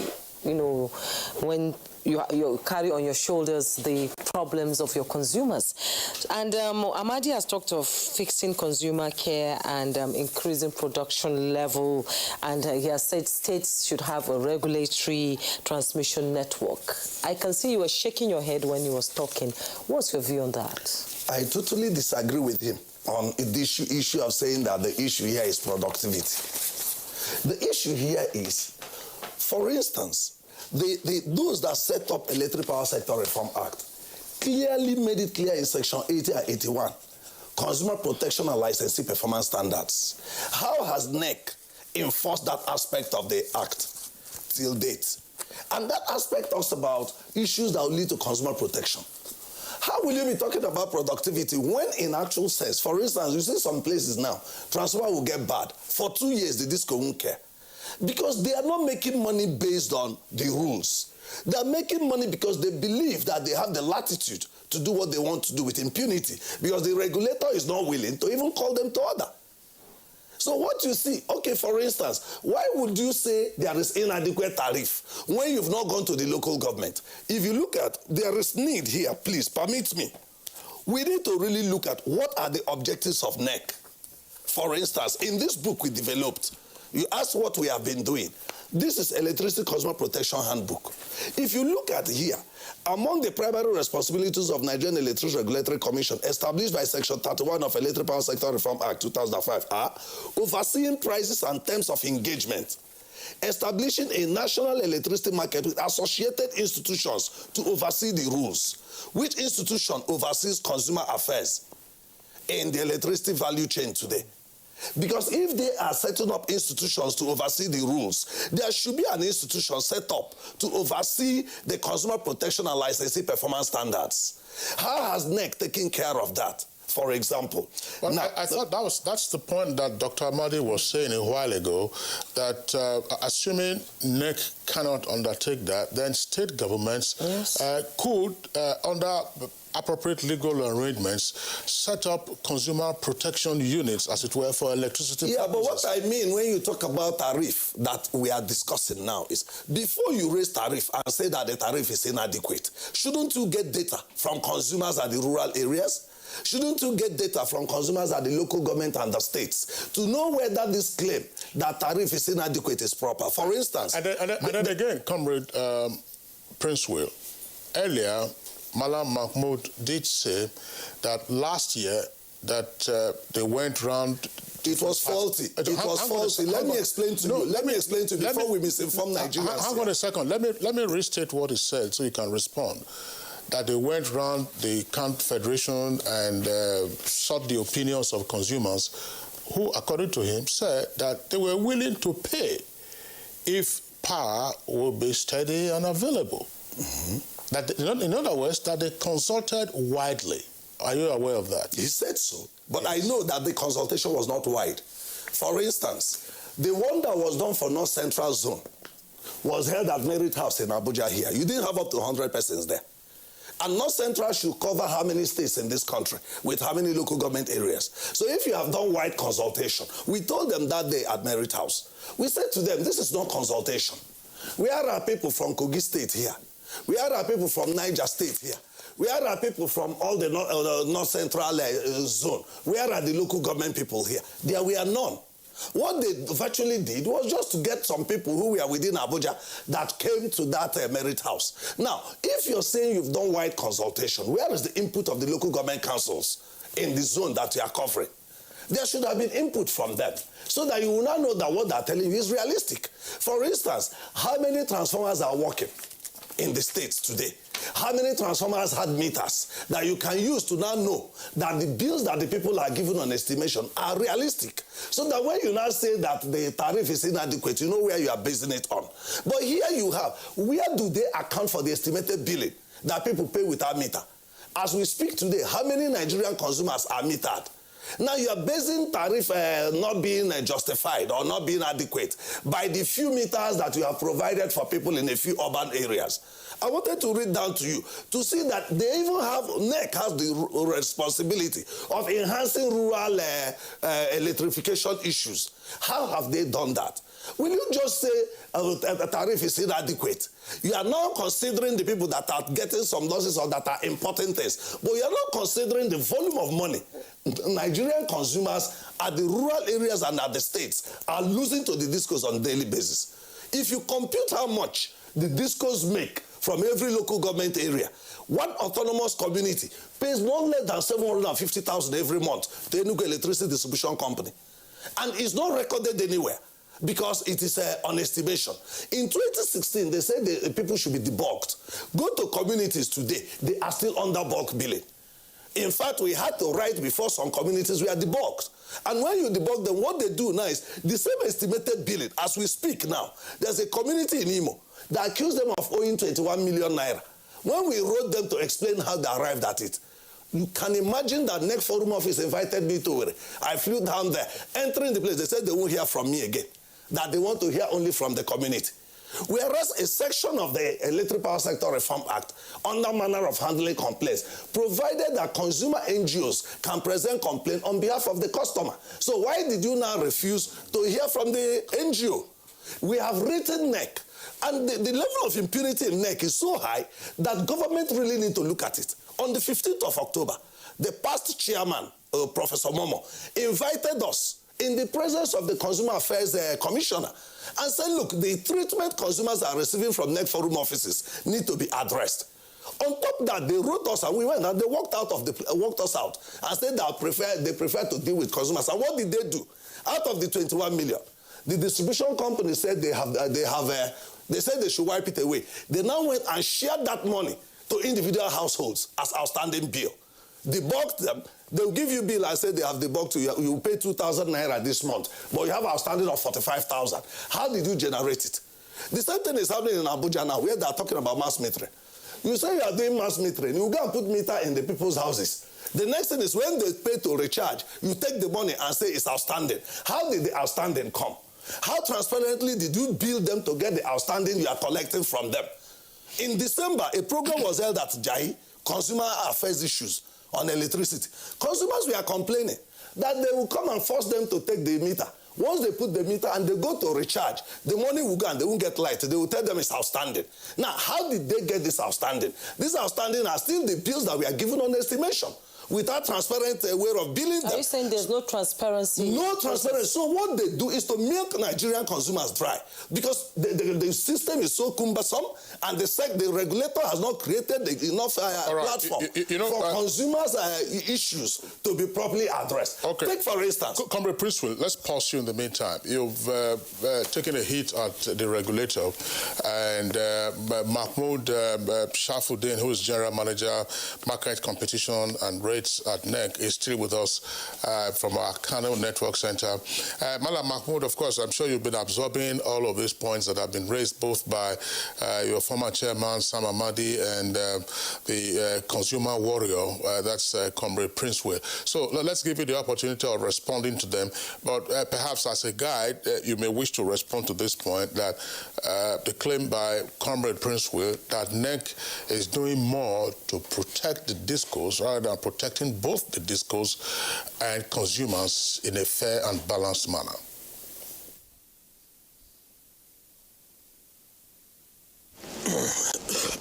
Thank you so much. I can understand the passion of Princewell. I can understand that he's so passionate about this like all of us.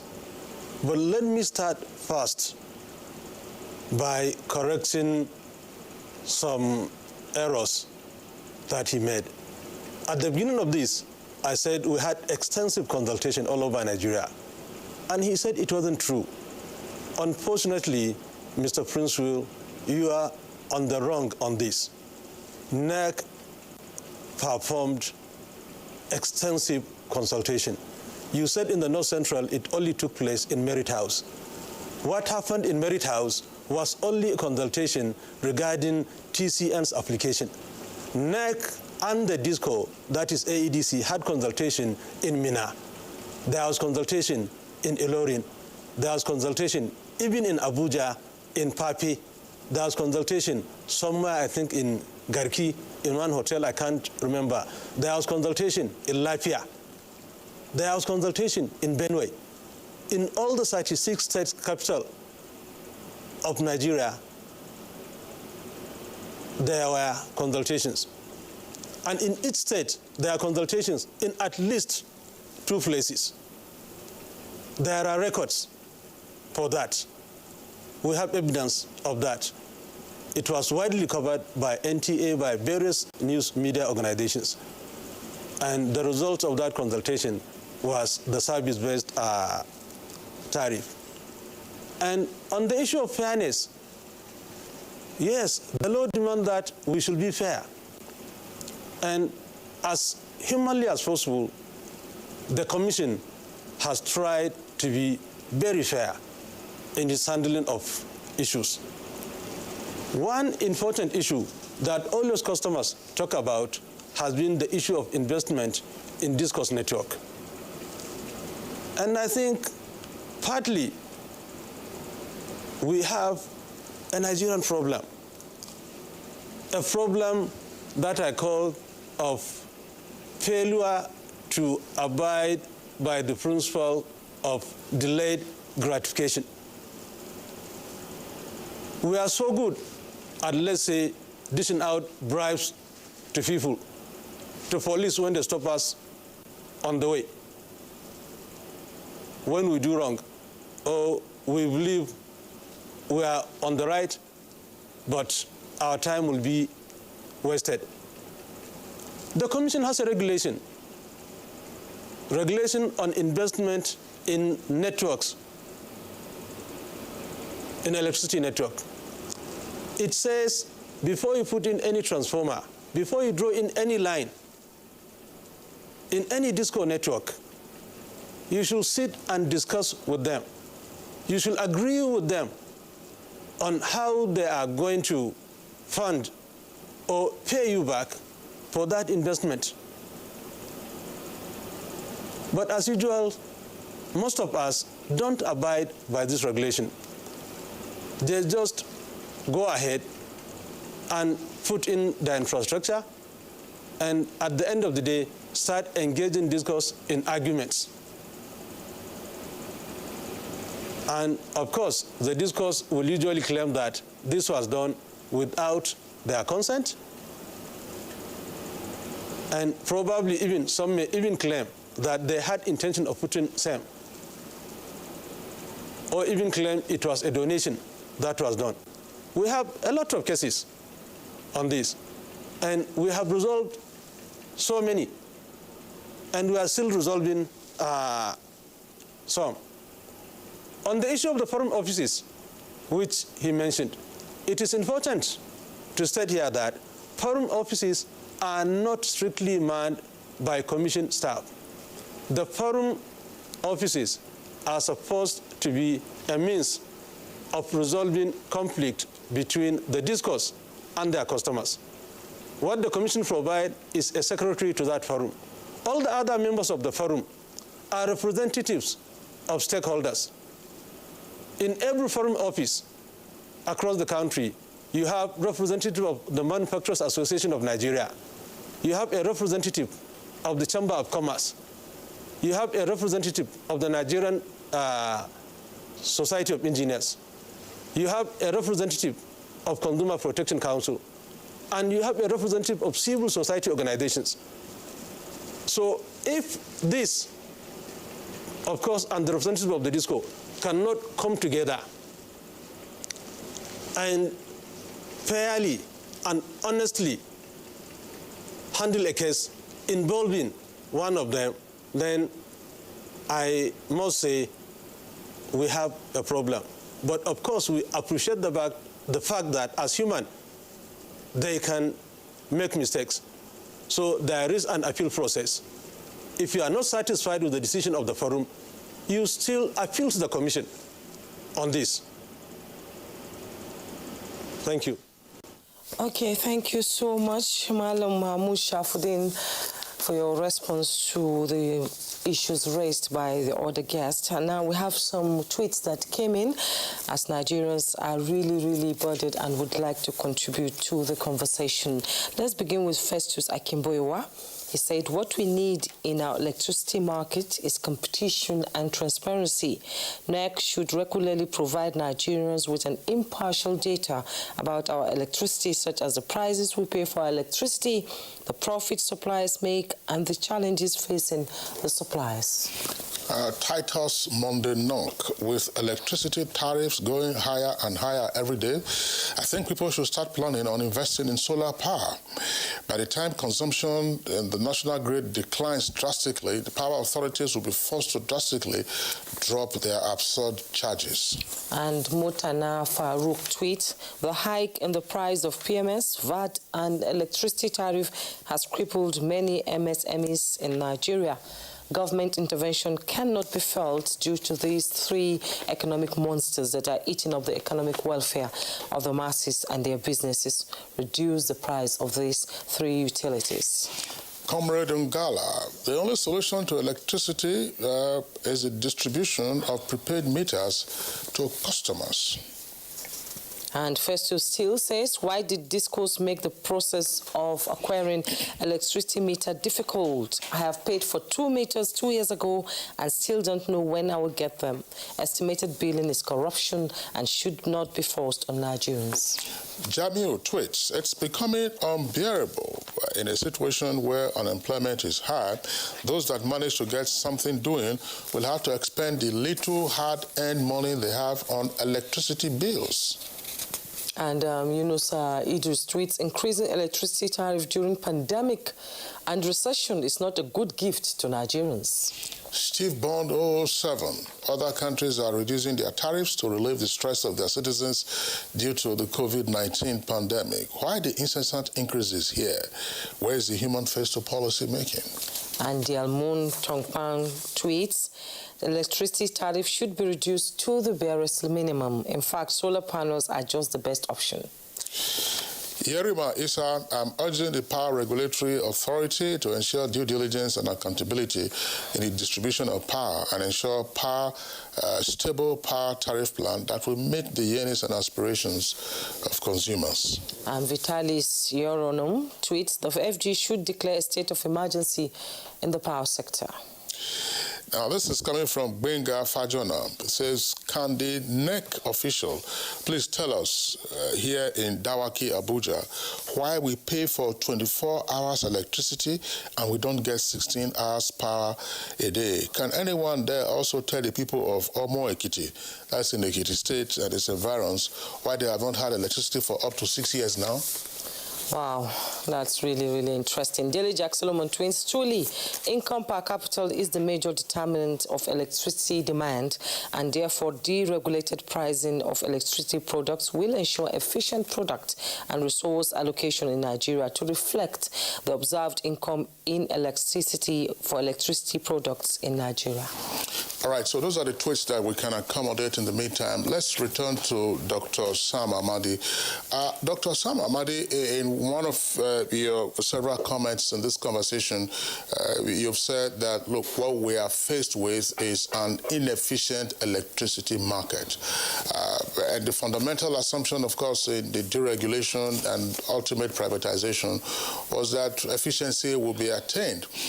But in grappling with the inefficient market at the moment, we've also talked about the fact that there are issues with the corporations that got the pies at the time the privatization exercise took place. I'm just wondering if the corporations, that is to say the various companies or discos as they are called in the downstream sector of the power sector, if there are any of them that, of course, remain inefficient and non-competitive, why is it that we are not having corporate raiders who will take over these interests? question. That is because it reinforces the fact that the market is inefficient. Now, let's step back. When I was chairman of NEC, I recall a meeting we had, the Minister of Power with the minister called then Patinaji and PPE, and the issue, and our commission, the issue was that I was opposed to privatization, and it was a big issue, and I fought back. But the point was simple, and I said at one of the meetings in the villa that I have written a book on privatization before I became NEC chairman. That privatization is always difficult to do, especially when you have not dealt with corporatization, commercialization, and built strong regulation. Countries that privatize, even the UK, after attaining some level of supply satisfaction adequacy, still had problems. It shows that consumers pay more, corporations get more profit.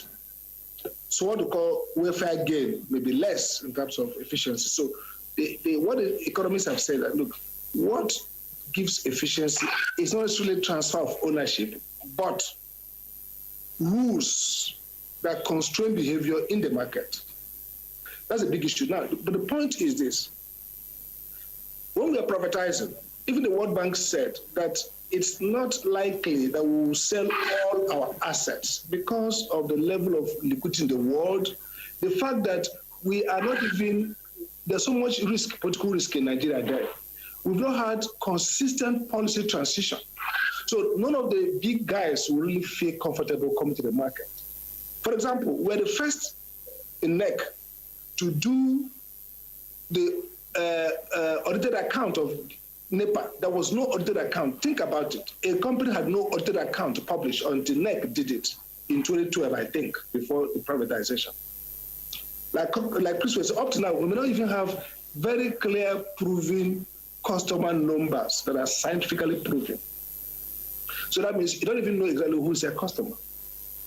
Some of the losses we are passing to consumers may not be losses that have been clearly segregated and certified. So what does that tell you? It tells that this market is not a very profitable. Yes, Chriswell looks at the number of people in local government paying, but the question is, look, profitability is a matter of data set. Can somebody sit in Washington, New York, who wants to invest and see this NEPA, this Abuja disco, Eko disco, Enugu disco, for example? The Eko probably doing far better. Let's take Enugu, for example, where I come from. And the losses is very high. Collection loss is high. The bill they can't collect.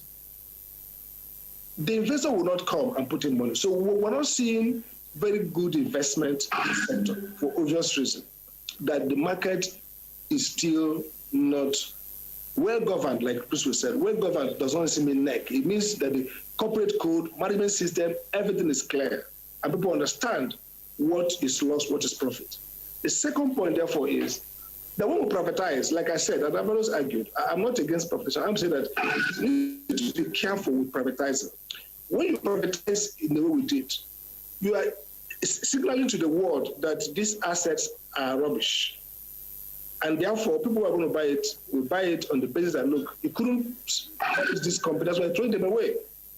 So what you have seen, that's the point I'm making, is that people who didn't have established track record in power delivery, power supply production, came together as businessmen, entered into some MOU, got access to funding, prepared good bidding document, won the bids fairly. And by the way, when people say it was corrupt, like, well, it's not true. Both BPE, NEC, everybody did their utmost best to make sure it was fair. But it was a competition between persons who are not first class. So if you have a class of people who score 40, 40, 40, and you do a test and somebody score 42, he's the number one. He wins the trophy, but he's not there in terms of competence, financial and also technical. NEC did what they called fit and proper review and discovered that based on the data we're using then, none of these, if not only one or two of these companies, actually had the demonstrated financial capacity to run the network. And it was controversial. Went to the vice president, there was a big debate. Later we had a meeting and we saw that BPE changed that TOR, the old one, and basically reduce the threshold so as to sell. And you don't have to blame anybody. Government had a policy. We can't deal with the financial requirement of running this sector, and it's not going well. So we want to sell it out quickly. So we said to those who are available. Those who are available are not the best in the world and couldn't be, because it's a market that has so much losses that nobody can come in easily like that. My alternative would have been, if we were a disciplined people, we would have corporatized the entity well. We would have used government to have still been in charge, but appoint experts without control with cost-effective tariff. Then at this time now, we would have dealt with all these issues. We can now sell, even if for zero cost. We sell to people who have proven money that's already there. They can invest. So if they invest $100 million or $200 million in the network of each disco, you will see real upgrade. That's one of the crises we had. Now, there's something that Prince mentioned I want to take up. You see, when I talk about efficiency, Prince, efficiency is not something that happens in NEC or only in the disco. Efficiency is actually the fact that the transformer is not working. That's efficiency. Efficiency is actually that you are not connecting your customers to the rural area. Efficiency is also that you're not metering them. So you people, let's not banalize this conversation, because policymakers in Abuja want to have real knowledge. An efficient electricity sector will produce power efficiently, distribute efficiently, bill customers fairly and efficiently, collect their money, and respond to customer care and complaints. Efficient electricity sector, the forum offices will be running. You go there with a complaint, and there'll be a procedure. You will know the procedure. So it's not just that the people who are running it are not efficient, it's that the system has to improve quick. And look at the crisis. Yes, a regulator in NEC position at this time of this market will focus more on generating investment. It's natural. Dr. Sam Amadi, thank you so much. You've raised a lot of issues and we're really running out of time. We'll come back to the studio now for his closing comments. Let's look at how can we have efficient electricity supply in Nigeria, and when will consumers be able to smile? Briefly, we're running out of time. Yeah, let me quickly say or respond to Mr. Shamsuddin as I conclude. He should realize that when I say that their consultation was not effective, it's based on the fact that ab initio, it was said that the federal, state, and local government own 40% share in the electricity value chain. That, for me, presupposes that when you're doing consultation, there should be input from those three levels. And when you demand input from the local government, they will consult the consumers in that area. You demand from the state, they will consult. You demand from the federal, but where you don't, and you just do a skeletal thing, it doesn't make sense as far as we are concerned, because the data you come out with and the conclusions you come out with will not be realistic. Number two, it's being unfair to say people know the way to invest in the value chain if you want to buy transformer. Why is it that they do not monitor how many transformers are functional? How will a community remain for 2 years without transformer? And you are the regulator and you have a disco working there. You have no monitoring mechanism to now make the discos take responsibility. Then when the community, out of frustration, decides to do it, you now say they didn't follow the rules. I don't think it's being fair on that. Finally, what is happening now is that the inconsistency in the billing policies that NEC is bringing out is affecting electricity consumer education. Because you don't know what to tell them again, that will be the yardstick for billing them. All right. Thank you very much, Comrade Prince Will Okorie, National Coordinator of the National Electricity Consumers Protection Advocacy Program. I'd like to thank you always for your passion and the pertinent issues that you raise. From our Kano Network Center, Malam Mahmoud Shafuddin, General Manager, Market Competition and Rates of NEC. Deep appreciation to you. We hope that we have the opportunity of having NEC again join us when we are discussing other aspects of the electricity issue, particularly how to make efficient the market, which is grossly at the moment inefficient, as Dr. Sam Amadi, former chairman of NEC and currently Associate Professor of Law at Base University here in Abuja, also told us. Dr. Sam Amadi, always a delight having you on Good Morning Nigeria. All right, so that's it for us today on the program. We thank you for being with us. Remember, stay safe and be well. I'm Kingsley Osadolo. And I am Jomo Yusuf. Thanks so much for watching.